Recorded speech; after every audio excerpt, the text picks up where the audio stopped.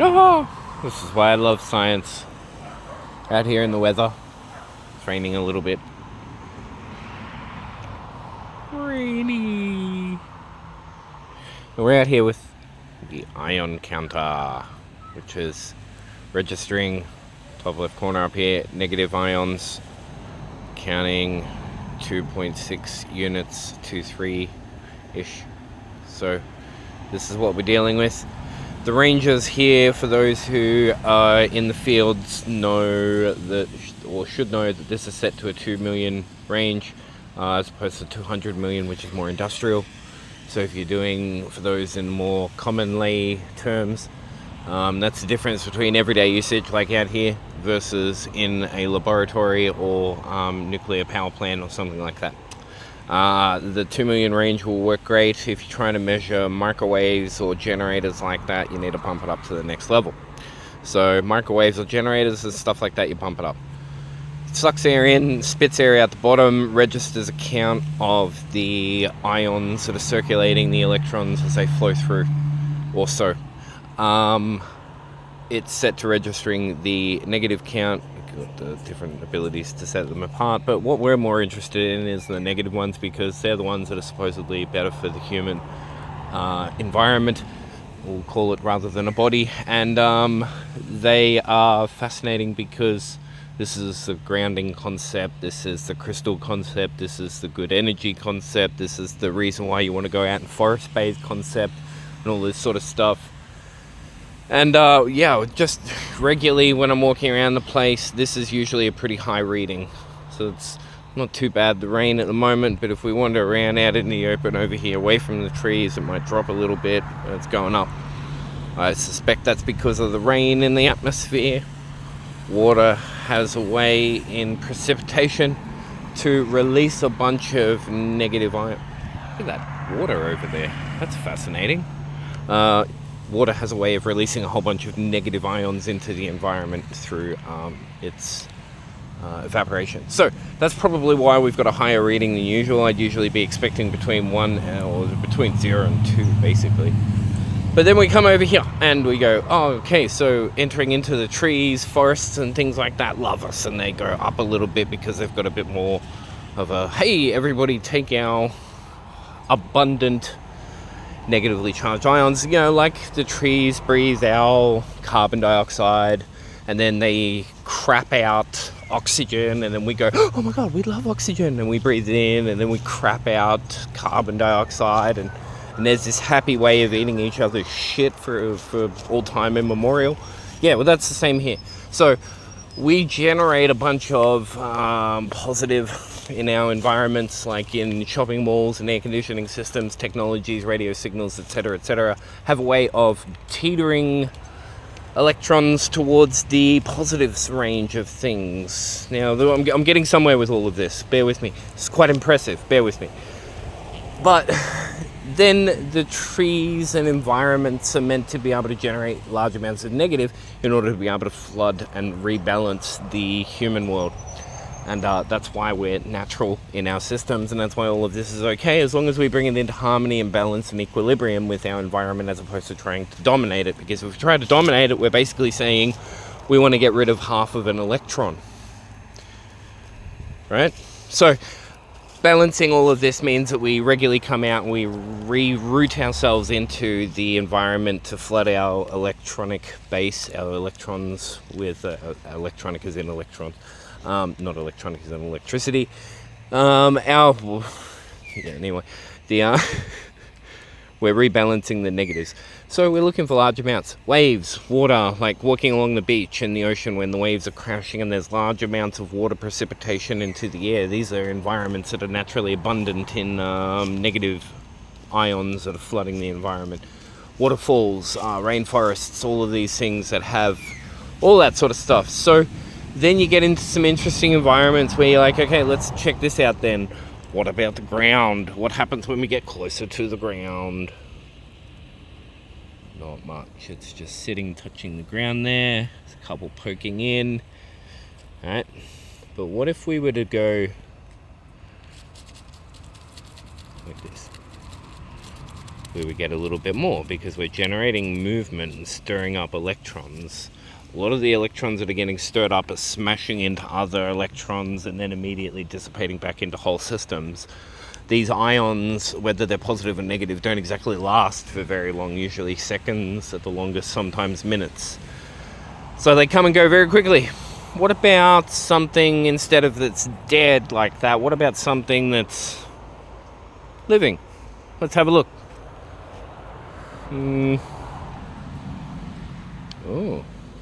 Oh, that's nice.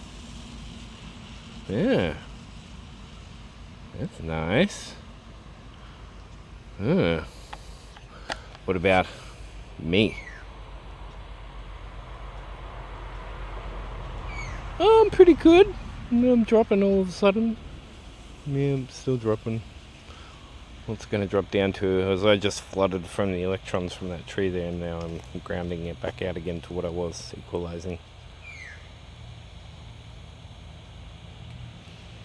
We're getting some vague average numbers now. We might drop down a little bit more than that, but you get the basic idea. This is me, right? And all I did was put this up against me, and all I'm going to do is put this back up against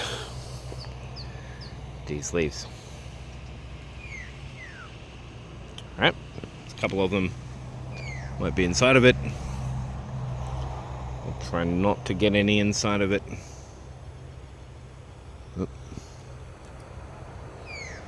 Okay, and we're still getting large amounts.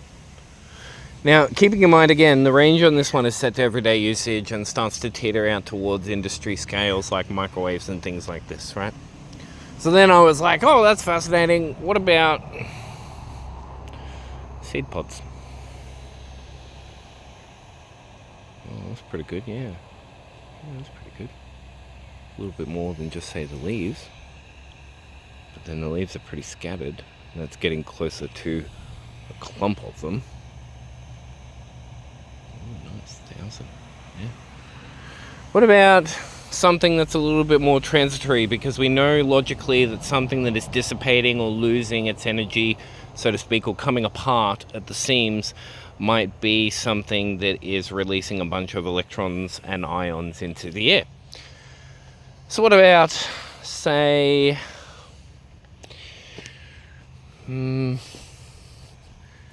these flowers here? Can you see those tiny little flowers there? Delicate doesn't mean they're not powerful. There's oh wait.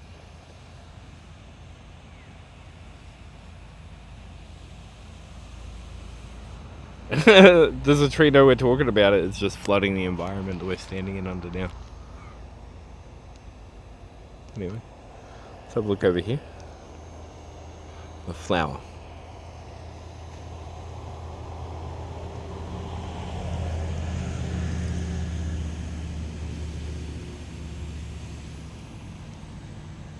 Sorry, it's hard to sort of see and angle it at the same time and look at the camera all at once.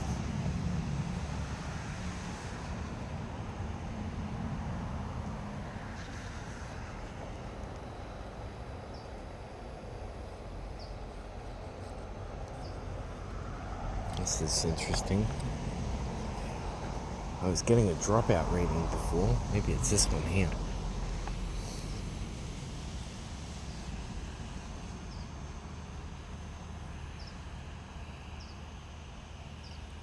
Yeah, but they're pretty consistent like that.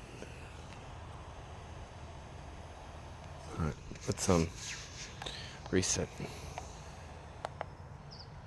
It's got a SD memory card in it. It's plotting all of this data, so I did capture the readings that I was looking for just there on the card before I turned on the camera. Just got to figure out how to open the data up and use it somehow. Shit, straight off the bat we are just... Let's go out here, see if it drops down.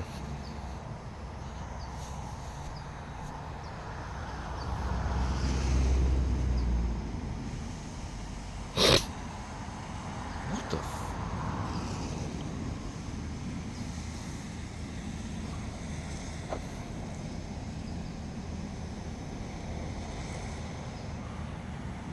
touch one of the screws. It's meant to ground it sometimes. That's what's going on.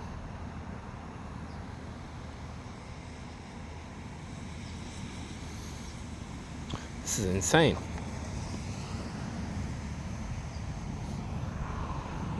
Let's go have a look at the other tree.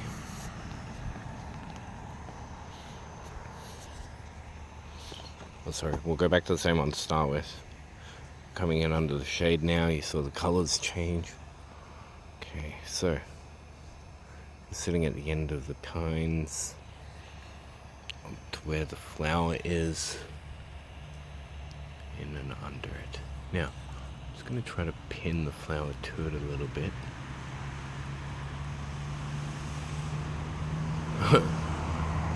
My finger's lowering it. Let's try this one.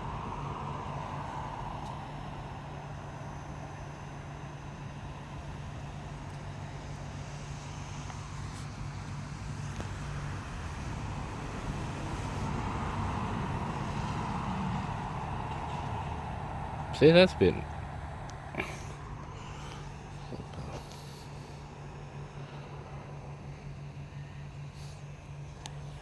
But the energy has just changed in the environment that I'm standing in. It's weird. It's like...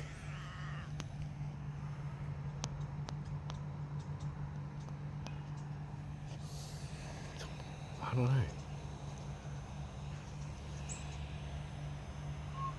Hard to describe.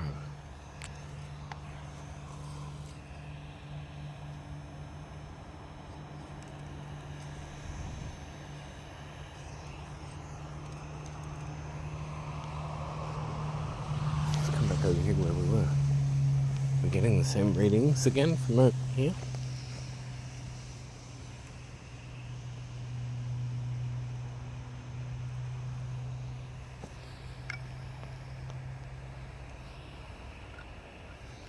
Okay.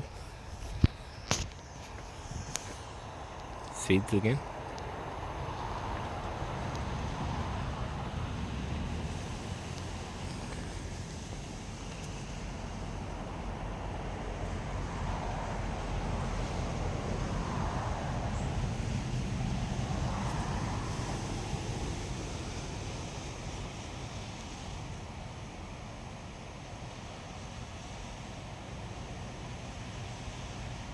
What if we do a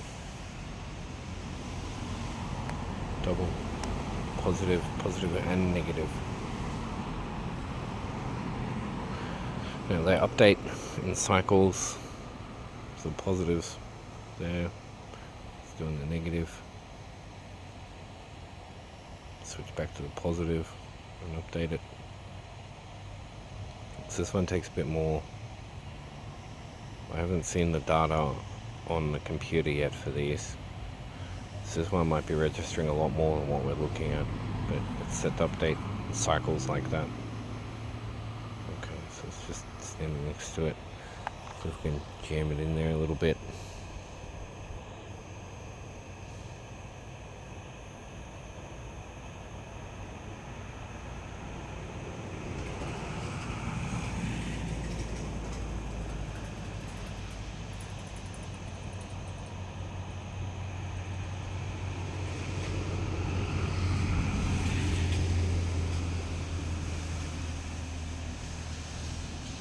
Please note that it is, the sum is how much it is together. It is not 4.99 subtract this one. This is 4 or 5 positively identified particles and 3 or 4 negatively identified particles. And that's just a really bad way to describe it. It's totally incorrect what I said, but it's the approach of understanding this that I'm trying to point out here. So don't take that literally, because these numbers are representative of times 10 to the cube. So these aren't how many we're detecting. It isn't 3 and it isn't 2.9, but that's an understanding akin to what we're looking at when you realize that the measurement scale is different from the one used in the example. So we're coming out of the trees. I wanted to check the grass a little bit here. Okay.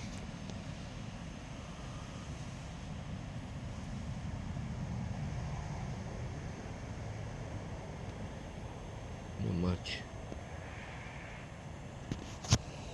Sometimes if you shake the grass up a little bit,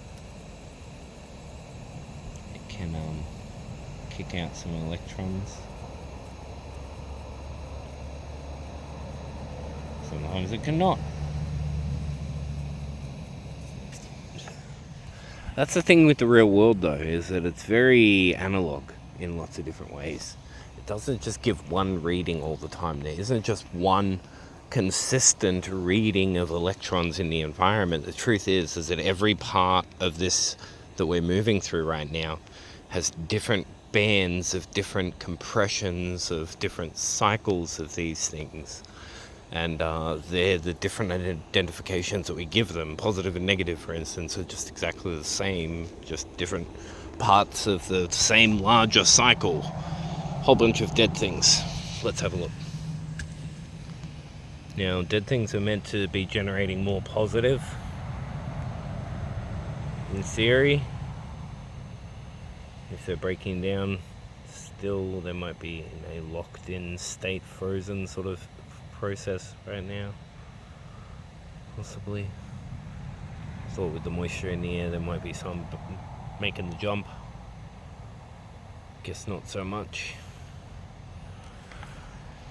Let's have a look at these trees here.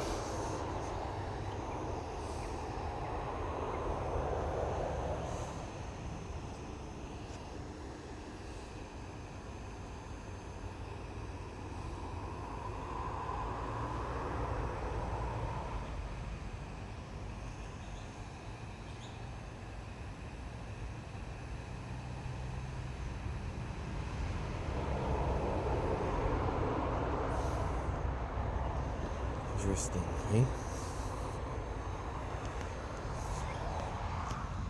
Pooh.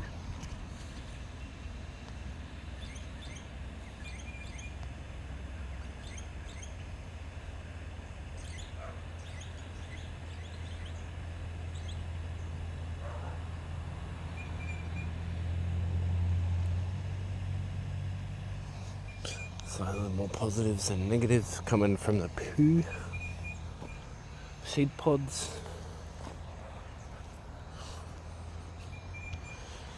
Right.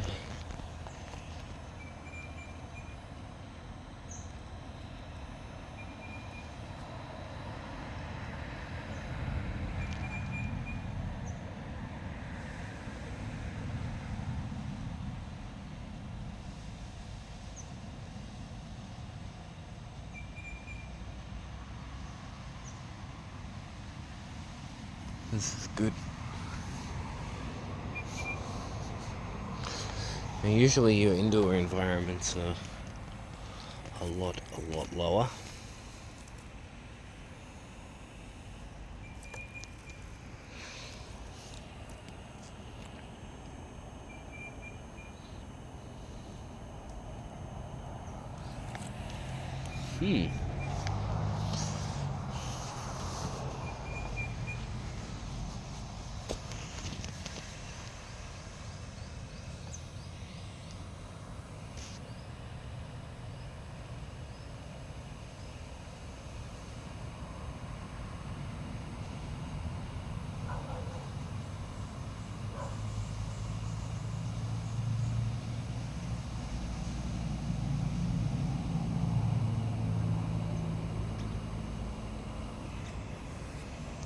Fascinating.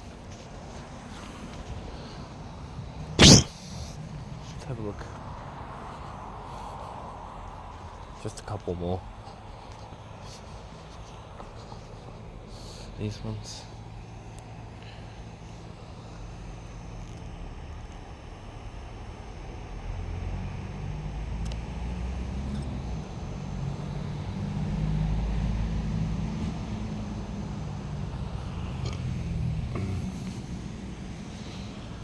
Now I usually do put it on the smaller, like as in the single identifier rather than both of them, because I find the readings are a bit more able to pick up the inconsistency. Waiting 3 to 5 seconds for the update like this, you can miss out on fluctuations in between that, as it averages out to be about the same. But the fluctuations can come and go. So if we pop it back to negative, let me try the seed pods. Pardon me. Shaky, shaky, shaky. Whoa. Whoa. And we're off the chart. That's what we were looking for. So we're registering more than a microwave. Right? We'll drop back down again. So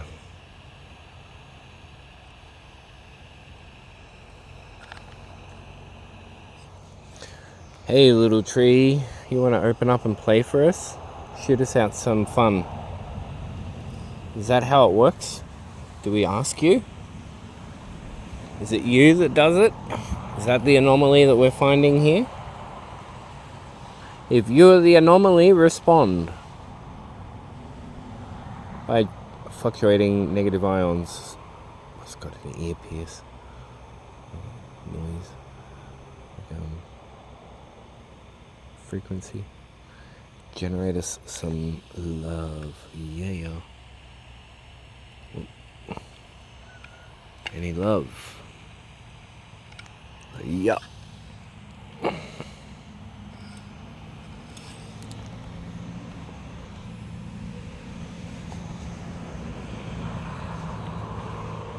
I'm not playing with anything, I'm just trying to touch the screws at the top, ground at the unit. Flowers again. Nada. Let's go back over here and try to find those spines. Okay. Oh yeah. Whoop, gone again. Or is that the moving around part?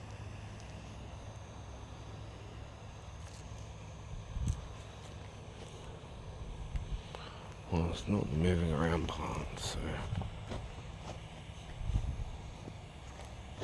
just walking around and moving it about frantically to see if whooshing air currents carry more electrons because you're moving more air through the unit at once, maybe. Not getting conclusive evidence jump out at me, but there's definitely something that we're getting here. I just have no idea what. But these readings are factual, and this is a calibrated unit.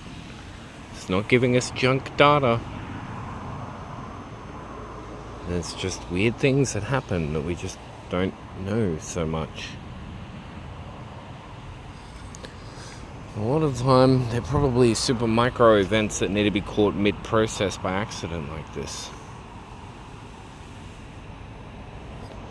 Hey little tree, can you communicate to us by raising the number here? Oh, okay, thank you. One more time, can you raise the number for us?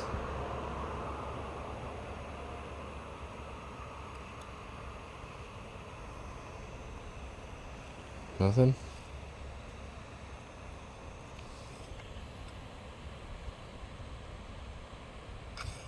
Maybe it's storing it up in parts and then releasing it.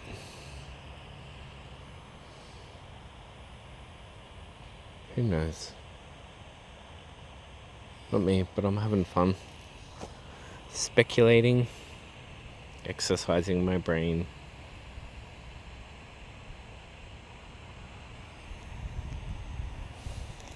Well, you just saw a tree registering data that would place it within, like I mentioned at the start, an industry field range. Alright, so, oh, what about amber or sap?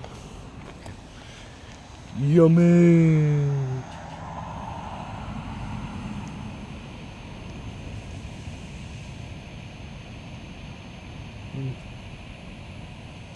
Not so much. But, yes, fascinating. Fascinating. Indubitably. I'm twirling my mustache in my mind. Alright. And away!